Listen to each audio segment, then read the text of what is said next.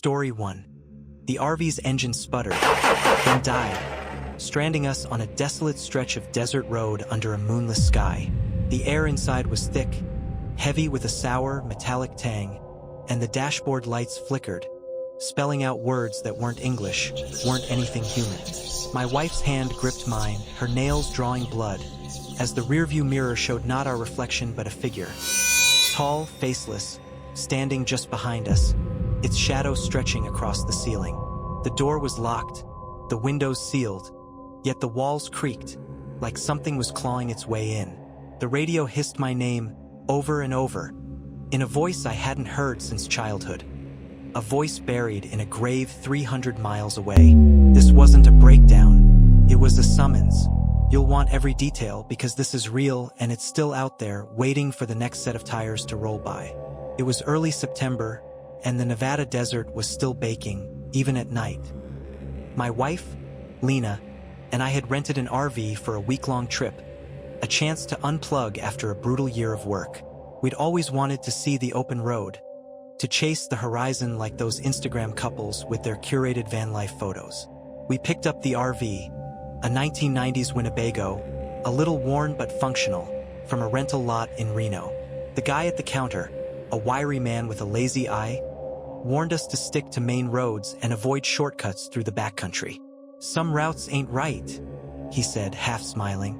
I laughed it off, thinking he was just playing up the desert's mystique. We'd spent 3 days driving, hitting small towns and empty vistas, the kind of places where the sky feels too big. By the fourth night, we were headed toward Tonopah, a mining town known for its haunted hotel. Lena was in the passenger seat, scrolling through her phone, planning our next stop. I was driving, the road a straight black line cutting through the sand. The GPS said we were 40 miles out, but the signal was spotty, and the screen kept glitching, showing us veering off into blank space. I figured it was just the desert messing with the signal. Around 11 p.m., I saw a turnoff for a road not on the map, marked by a faded wooden sign, Old Mine Road. Lena suggested we take it, thinking it might be a scenic detour. Against my better judgment, I turned. The road was narrow, barely paved, with ruts that made the RV shake.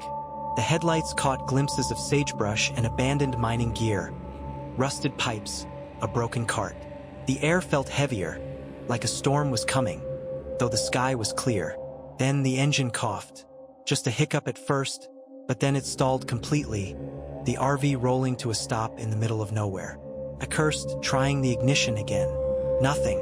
The dashboard lights dimmed, then flared, the gauges spinning wildly. Lena frowned, checking her phone, no signal. "Maybe we should walk back to the highway," she said, her voice tight. I stepped outside to check the engine, the desert air cold and sharp. The silence was oppressive. No crickets, no wind, just a void. I popped the hood, but I'm no mechanic.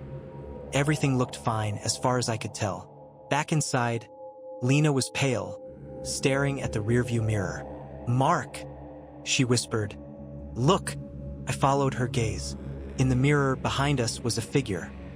A tall, thin shape, featureless, like a silhouette cut from black paper. I spun around, expecting to see it through the back window, but there was nothing, just darkness. My heart thudded. "It's a trick of the light," I said, not believing it. The radio clicked on by itself, static at first, then a voice. My sister's voice, Katie, who died when we were kids, hit by a drunk driver. "Marky, come outside," it said, clear as day. Lena gasped, her hand on my arm. "That's not possible," I said, my mouth dry. Katie had been gone for 25 years. The RV felt smaller, the walls closing in.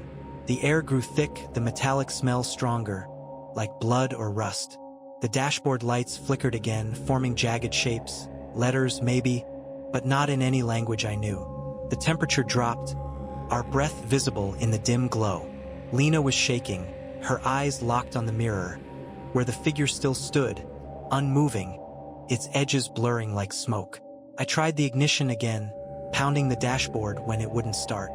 The radio kept going, Katie's voice looping, "Marky, come outside, come outside." I slammed the power button, but it didn't stop. The locks clicked all at once like someone or something had triggered them. I grabbed a flashlight from the glove box and shone it through the windows, hoping to see nothing, to prove it was just our minds. But the beam caught something, a flicker of movement, just beyond the RV, too fast to track. "We need to stay calm," I said, my voice shaking.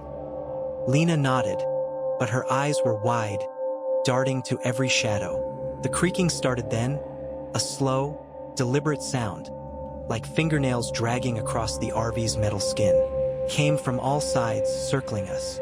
I grabbed a tire iron from under the seat, my hands sweating despite the cold. The radio cut off, replaced by a low hum, like a heartbeat. The figure in the mirror was closer now, its head tilted, as if listening. Lena whispered, "What does it want?" I didn't know, but I felt it. A pull, like the desert itself was reaching for us. Hungry. I tried the door, thinking we could make a run for it, but it wouldn't budge. The windows were frosted over, not with ice but with something else, like breath or grease, forming those same jagged symbols from the dashboard. Then the knocking started. Slow, rhythmic, from the back of the RV. 3 taps, pause, 3 taps. Lena screamed, and I swung the tire iron at the door, desperate to break something, anything. The knocking stopped, but the silence was worse. The figure in the mirror was gone, but I could feel it now, inside the RV, its presence like a weight on my chest. The RV shook, a single violent jolt that threw us to the floor. The lights went out, plunging us into darkness. Lena clung to me, her sobs muffled. As the creaking resumed, louder, closer, like something was crawling inside the walls. I held the tire iron, my hands numb, waiting for whatever came next. The radio flared back on, Katie's voice louder now, not pleading but commanding. "Marky, open the door." I don't know why I did it. Maybe I was too scared to think. Maybe it was her voice, pulling me like it did when we were kids. I stumbled to the door, my fingers fumbling with the lock. Clicked open, and the desert air rushed in, cold and heavy with that metallic stench. Outside, there was nothing, no figure, no movement, just the endless dark and the faint outline of rusted mining equipment. But then I saw them. RVs, dozens of them, scattered across the desert like forgotten toys, their windows dark, their frames crumbling. Some were half buried in the sand, as if the earth was swallowing them. Lena grabbed my arm, pulling me back, but I couldn't move. The door slammed shut behind us, and the RV's engine roared to life, the headlights blazing. I spun around, expecting the driver's seat to be empty, but there it was, the figure sitting there, its faceless head turned toward us. We ran. The desert was a maze of rocks and shadows, the RVs looming like tombstones. My lungs burned, my legs ached, but I kept going, Lena's hand in mine. The figure didn't chase, but I felt it watching, its presence a cold weight on my back. We reached a highway, God knows how, and flagged down a semi-truck. The driver, a grizzled woman with a cigarette dangling from her lips, didn't ask questions, just drove us to Tonopah. The police found no trace of the RV. The rental company said the Winnebago had been reported stolen a week before we picked it up, which was impossible. We'd driven it for days. They searched Old Mine Road, found nothing but sand and sagebrush. Lena and I don't talk about it, but she doesn't sleep anymore, and neither do I. Last month, I found a key in my jacket pocket, one I didn't recognize, with a tag that read, Winnebago number 17. Sometimes, at night, I hear an engine idling outside, and Katie's voice, faint but clear, calling me to come outside. Story 2. The RV's headlights flickered, casting jagged shadows that danced across the trees, but the road ahead was gone, just a black void, like the world had been erased. My brother's hand shook as he gripped the wheel, his knuckles white, while the air inside grew thick, heavy with a stench like wet earth and rotting flesh. The windows fogged with handprints, not ours, pressing from the outside, smearing trails that formed words. Stay here. The radio crackled, spitting out a voice. Not human, not alive. Singing a lullaby my mother used to hum before she vanished. The door rattled, the locks clicking on their own, and something tapped on the roof, slow, deliberate, like footsteps pacing above us. This wasn't a trip. It was a hunt. You'll want to know what we saw, what we escaped, because it's real and it's still out there, parked on some forgotten road, waiting. It was late August, and the heat in southern Georgia was relentless, the kind that makes your clothes stick to your skin. My brother, Ethan, and I had borrowed our uncle's old RV, a 1980s Fleetwood, rusted but roadworthy, for a weekend camping trip in the Okefenokee Swamp. We were both in our late 20s, city kids from Atlanta looking for a break from deadlines and noise. Ethan had been obsessed with the swamp since we were kids, drawn to its eerie beauty, its stories of lost hunters and strange lights. I was less thrilled but went along to keep him company. Our uncle handed us the keys with a warning: "Don't park too deep in the swamp. Things get weird out there." We laughed, thinking he was just being dramatic. We hit the road Friday afternoon, the RV rattling along Highway 23. The plan was to camp near a public access point, fish for a day, maybe spot some alligators. The swamp was a maze of cypress trees and black water, the air humming with insects. By dusk, we'd found a clearing off a dirt road, just wide enough for the RV. The GPS was useless out there, the signal dropping as soon as we left the main road. But Ethan said he knew the area from old maps. We parked, set up a small fire, and cracked open some beers, the swamp's chorus of frogs and crickets filling the silence. Around 10 p.m., the air changed cooler, heavier, like a storm was brewing, though the sky was clear. Ethan was tinkering with the RV's radio, trying to pick up a signal, when the engine died. Not a sputter, just a hard stop, like someone had yanked the battery. The dashboard lights flickered, then went dark. I cursed, checking the keys in the ignition. Nothing. "Great," I said. "We're stuck out here." Ethan shrugged, unfazed. "Probably just old wiring. We'll check it in the morning." But then the radio hissed, a low buzz that made my skin crawl. It wasn't static, it was a voice, faint, singing a lullaby our mother used to hum when we were kids. She disappeared when I was 10, Ethan 12, leaving nothing but a note. Gone to find peace. We never saw her again. Hearing that song now, in the middle of nowhere, felt like a violation. "Turn it off," I said, my voice sharp. Ethan fumbled with the dial, but the radio didn't stop. The singing grew clearer, the words twisting into something else. Come back, come back." I yanked the plug from the console, but the voice kept going louder, echoing inside the RV. Ethan's face was pale, his eyes wide. "That's Mom," he whispered. I shook my head, trying to stay rational. "It's not. It's some kind of interference." But then the windows fogged, not with condensation but with handprints. Small, childlike, appearing one by one, pressing against the glass from the outside. My heart pounded. I grabbed a flashlight and shone it out the window, expecting to see kids, pranksters, anything human. There was nothing but the swamp, the cypress trees looming like silent watchers. The RV felt like a cage. The air grew thick, the smell of decay so strong I gagged. The handprints on the windows multiplied, smearing into streaks that formed words. "Stay here." Ethan was frozen, staring at the radio, which was now spitting out our names in that same lullaby cadence. "Daniel, Ethan, stay here." I grabbed his arm, shaking him. "We need to get out now." The door wouldn't open. The locks clicked, cycling between locked and unlocked, like something was toying with us. I tried the windows, but they were stuck, the glass cold and slick under my fingers. The tapping started then. Slow, deliberate on the roof. Tap, tap, tap, like footsteps pacing back and forth. Ethan whispered, "What the hell is that?" I didn't know, but I felt it. A presence, heavy, watching. The dashboard lights flared, showing not gauges but symbols, crude and jagged, like something scratched into stone. The RV shook, just once, hard enough to knock over our beer cans. The radio voice changed, no longer singing but laughing, a low, guttural sound that wasn't my mother's, wasn't human. I grabbed a crowbar from the storage bin, ready to smash the door, the windows, anything to get out. The tapping stopped, replaced by a scraping, like claws dragging across metal. The handprints on the windows moved, sliding downward, leaving trails that glowed faintly in the dark.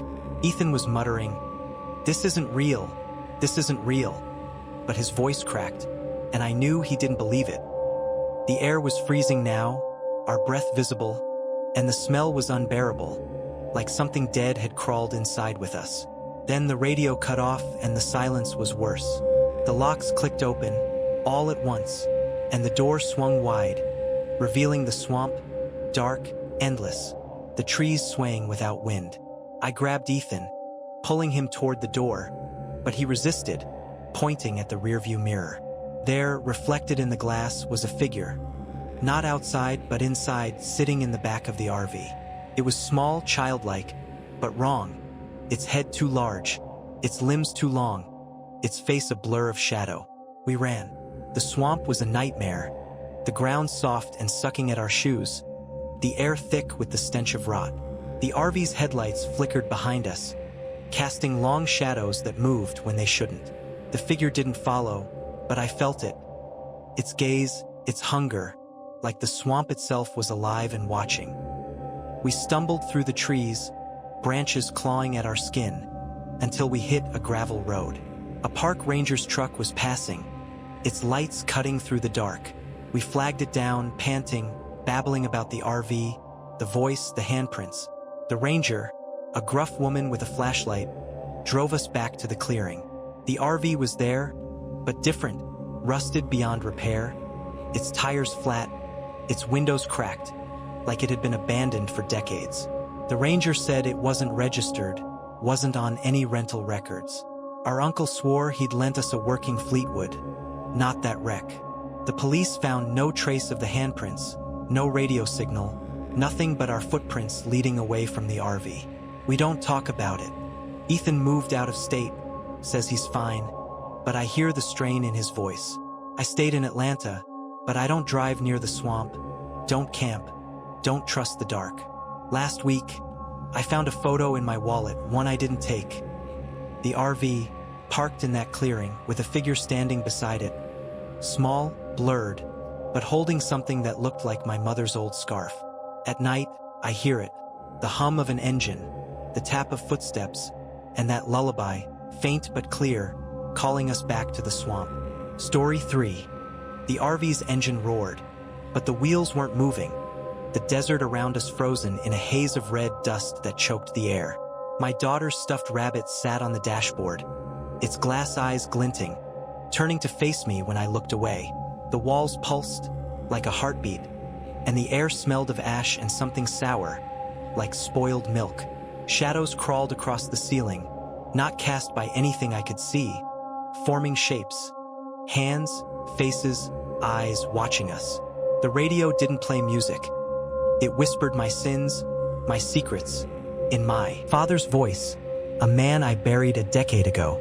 The door was locked, the windows blacked out, and something knocked from inside the storage compartment.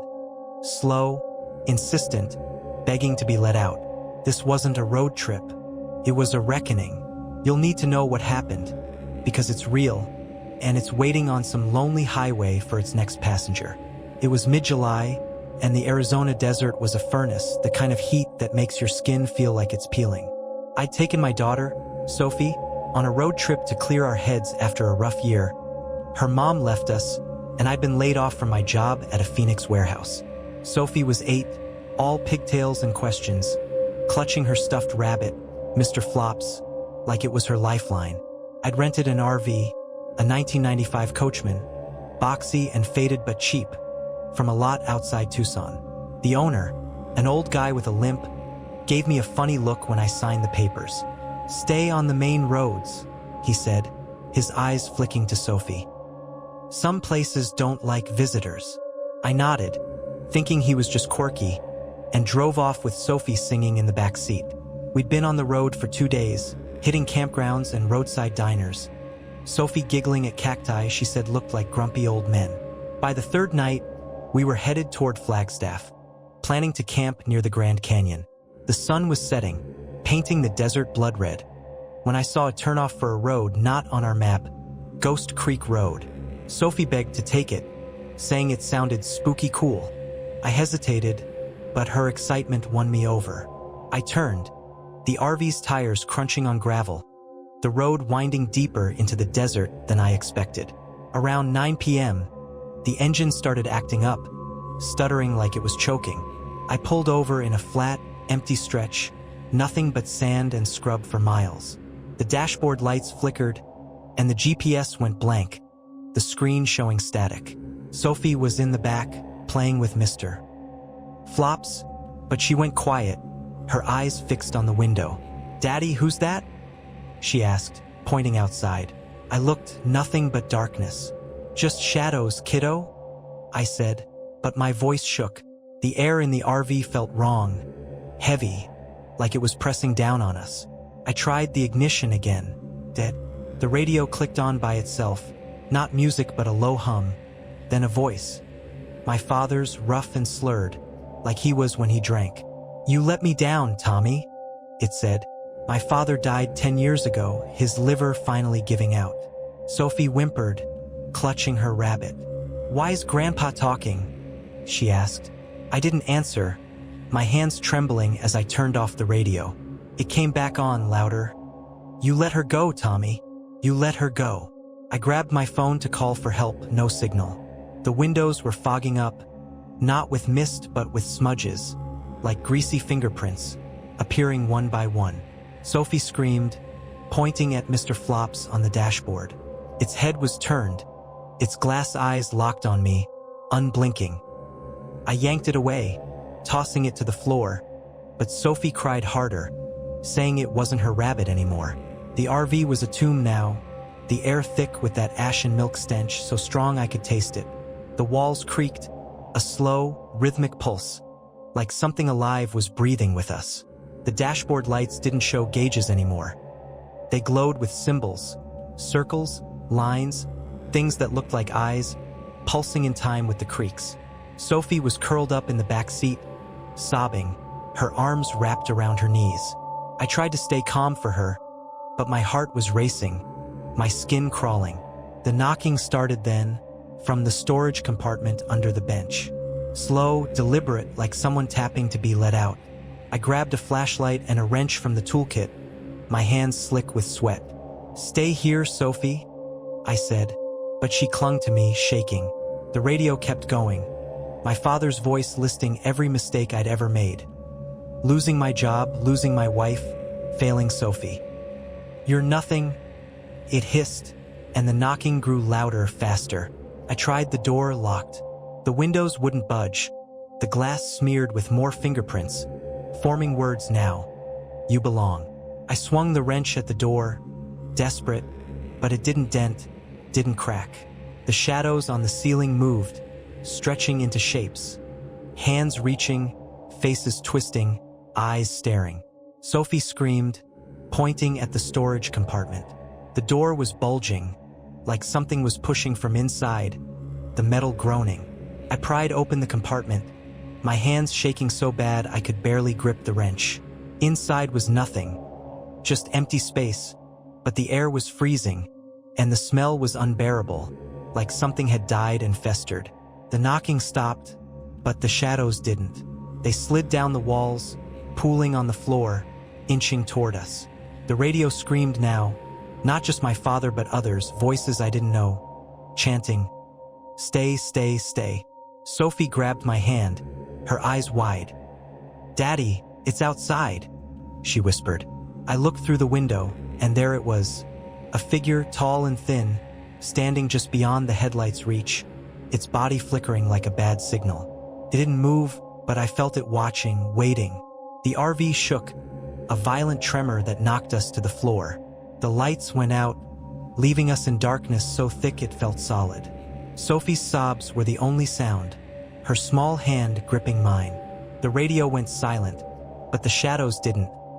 They moved, brushing against my skin, cold and slick like oil. The door clicked open, swinging wide, and the desert air rushed in, heavy with that rotting stench.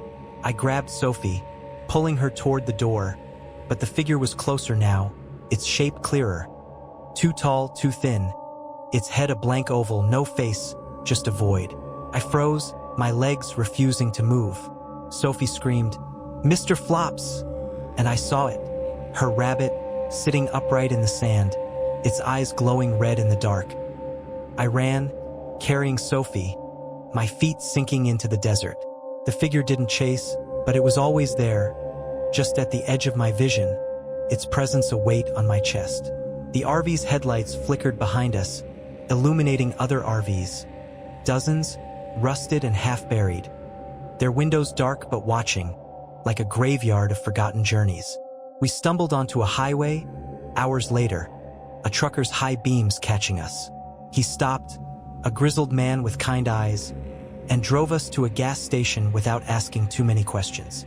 The police found no RV where we'd parked, no Ghost Creek Road, no record of the rental. The lot owner swore he'd never rented us a coachman, that the one we described had been scrapped years ago. Sophie doesn't talk about it, but she won't sleep without the light on, and Mr. Flops is gone. She says he ran away. I don't drive anymore. Don't trust the desert. Last month, I found a scrap of paper in my pocket, torn and smudged, with my father's handwriting. "You belong." At night, I hear an engine idling, the tap of something knocking, and Sophie whispers that she sees Mr. Flops outside, waiting for us to come back. Story 4. The RV's engine whined, a high-pitched scream that didn't match the slow crawl of the tires on the cracked mountain road. My best friend's face was pale, her eyes locked on the rearview mirror, where a shadow sat in the back, not moving, not breathing, just there.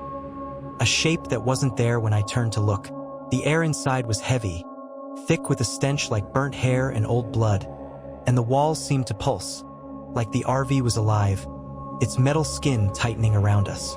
The radio didn't play music. It whispered my name, over and over, in a voice I hadn't heard since my brother disappeared on a camping trip 15 years ago. The dashboard clock was stuck at 2:13 a.m., the same time he vanished, and the windows showed not the forest but a gray void, endless, swallowing the world. This wasn't a getaway. It was a trap, and what we found at the end, God, you'll want every word because it's real and it's still out there, waiting for the next fool to park in its path. It was late October, and the Blue Ridge Mountains in North Carolina were ablaze with red and gold leaves, the kind of beauty that makes you forget the world's ugliness. My best friend, Tara, and I had planned a girls' weekend to escape our dead-end jobs in Charlotte. We'd rented an RV, a 1987 Dodge Rambler, clunky but charming, with faded curtains and a faint musty smell, from a small outfit near Asheville. The rental guy, a quiet type with a scar across his cheek, handed us the keys and said, "Don't camp off the grid, stick to the state parks." I nodded, assuming he was just covering his ass, and we drove off, laughing, ready for a weekend of wine, hiking, and no cell service. We spent the first day exploring, parking at a crowded campground near Pisgah National Forest. Tara was all energy, snapping photos of the mountains, her blonde hair catching the sunlight. I was quieter, nursing a low-grade anxiety I couldn't shake. Maybe it was the RV, its creaky floors, the way the cabinets rattled even when we weren't moving. Or maybe it was the memory of my brother, Caleb, who'd vanished on a camping trip in these same mountains when I was a teenager. They never found him, just his backpack, torn and empty, by a riverbank. I pushed the thought down, focusing on Tara's chatter. By the second night, Tara wanted adventure. "Let's go deeper," she said, pointing to a narrow road on the map, barely a line, labeled Old Logging Trail. It wasn't a designated campground, but she argued it'd be more authentic. I hesitated, my uncle's warning, Caleb's disappearance. But Tara's enthusiasm was infectious. "Come on, Lisa, live a little," she said, grinning. So I agreed, steering the RV onto the trail, the trees closing in, their branches scraping the roof like fingers. The road was rough, the RV jolting over rocks and roots. The sun was setting, casting long shadows that twisted into shapes. Animals, people, things that didn't make sense. By 9 p.m., we found a clearing, just big enough for the RV. The forest was silent. No birds, no wind, just a heavy stillness that made my skin prickle. Tara was unbothered, setting up a lantern outside while I checked the RV's systems. The battery was low, which was odd. We'd charged it that morning. I tried the radio for weather updates, but it only picked up static, a low buzz that made my teeth ache. We cooked hot dogs over a small fire, Tara telling stories about her ex, me half listening, my eyes on the trees. Around 11 p.m., the fire died faster than it should have, the air turning cold, sharp with a smell like burnt hair. Tara frowned, sniffing. "Something's off," she said, and I nodded, my stomach tightening. We climbed back into the RV, locking the door, and settled in for the night. I took the fold-out bed, Tara the bunk above. The silence was worse inside, broken only by the RV's creaks, like it was settling into the ground. At 1 a.m., I woke to Tara's whisper, "Lisa, you hear that?" I sat up, my heart already racing. The RV was dark, the lantern outside dead. The dashboard clock glowed 2:13 a.m., frozen. The radio was on, low and staticky, and through it came a voice, Caleb's unmistakable, saying, "Lisa, you shouldn't be here. My brother, gone 15 years, his voice as clear as the day he hugged me goodbye." Tara grabbed my arm, her nails digging in. "Who's that?" she hissed, her eyes wide. I fumbled for the radio's power button, but it wouldn't turn off. The voice kept going, "You left me, Lisa. You left me here." My hands shook, tears burning my eyes. Caleb was 17 when he disappeared, I was 15, and I'd stayed home that weekend, sick with the flu. The guilt had never left me. Tara was trembling now, pointing at the rearview mirror. I looked, and my breath caught. A shadow sat in the back of the RV, a vague, human-like shape, still as stone. I spun around, expecting to see it, but the back was empty, just our bags and blankets. The air in the RV grew thick, heavy with that burnt hair stench, now mixed with something worse, like blood or decay. The walls creaked louder, a rhythmic thump, like a heartbeat echoing through the metal. The windows were fogged, not with mist but with smudges. Handprints, too many, too small, appearing one by one, pressing from the outside. Tara whimpered, clutching her phone, but it was dead. The screen black despite a full charge hours ago. The dashboard lights flickered, forming shapes. Not numbers, but symbols, jagged and wrong, like something scratched into cave walls. I grabbed a flashlight, my hands shaking so bad I nearly dropped it. "We're leaving," I said, my voice barely steady. But the door wouldn't open, the handle stuck, the lock clicking uselessly. The windows were sealed, the glass cold and slick under my fingers. The radio kept going, Caleb's voice looping. "You left me, Lisa. Stay with me now." Tara was crying, her face buried in her hands, muttering, "This isn't real. This isn't real." The thumping grew louder, coming from the storage compartment under the floor. Slow, deliberate, like someone or something knocking to be let out. I grabbed a crowbar from the toolkit, my heart pounding so hard I thought it had burst. "Stay back," I told Tara, prying at the compartment's latch. It wouldn't budge, the metal bulging slightly, like something was pushing from below.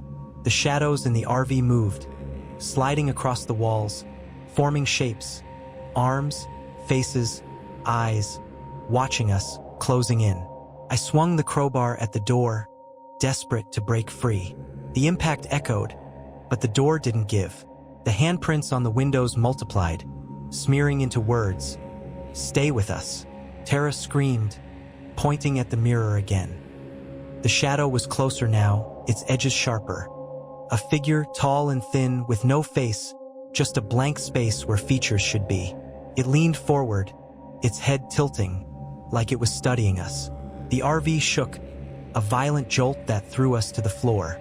The radio screamed, not just Caleb's voice but others, a chorus of whispers, chanting our names. "Lisa, Tara, stay, stay, stay." The air was freezing now, our breath visible, the stench so thick I gagged. I crawled to Tara, pulling her close, her sobs shaking her body. The knocking from the compartment was frantic now, the metal creaking, splitting. I didn't want to look, didn't want to know what was inside, but I couldn't stop myself. I pried the latch open, the crowbar slipping in my sweaty hands. The compartment was empty, just darkness, but it wasn't right. The air inside was colder, heavier, and the smell was unbearable, like something had died and rotted for years. The shadows poured out, not light but something else, something alive, wrapping around my arms, my legs, pulling me down. Tara screamed, grabbing my shoulders, yanking me back. The radio went silent, and the RV's lights died, plunging us into a darkness so complete it felt like drowning. The door flew open, the hinges screaming, and the desert air rushed in, cold and sharp with ash. I grabbed Tara, dragging her outside, our feet sinking into the soft earth. The forest was gone, replaced by a gray void. No trees, no stars, just an endless expanse of nothing. The RV's headlights flickered, illuminating shapes in the distance. Other RVs, dozens, maybe hundreds, scattered like bones, their frames rusted, their windows black. Some were overturned, half-buried, as if the ground had tried to swallow them. We ran, the crowbar still in my hand, Tara's breath ragged beside me. The shadow didn't follow, but I felt it. Its gaze, its hunger, like the mountains themselves were alive and watching. The knocking echoed behind us, not from the RV but from the ground, the air, everywhere. We stumbled through the void, my legs burning, Tara's hand slipping in mine. I don't know how we found the highway, a miracle, a fluke, but a car's headlights caught us, a pickup truck slowing to a stop. The driver, an older woman with gray hair, stared at us like we were ghosts. "What the hell are you doing out here?" she asked, her voice trembling. We told her everything, sobbing, our words tripping over each other. She drove us to a ranger station where we called the police. They searched the logging trail, found no RV, no clearing, just trees and dirt. The rental company had no record of our booking, no trace of a Dodge Rambler in their fleet. They said we must have been confused, maybe picked up a stolen vehicle, but we'd driven it for days, had the keys, the paperwork. Tara doesn't talk about it, doesn't meet my eyes anymore. She moved to Raleigh, says she's fine, but I hear the fear in her voice. I'm back in Charlotte, but I don't sleep. The guilt over Caleb is worse now, heavier, like he's still out there, waiting. Last week, I found a scrap of paper in my purse, one I didn't put there. A map of the Blue Ridge Mountains, with old logging trail circled in red ink, and a single word scrawled beside it: stay. At night, I hear the RV's engine, the knock of something trapped, and Caleb's voice, whispering through the walls. "You left me, Lisa. Don't leave again."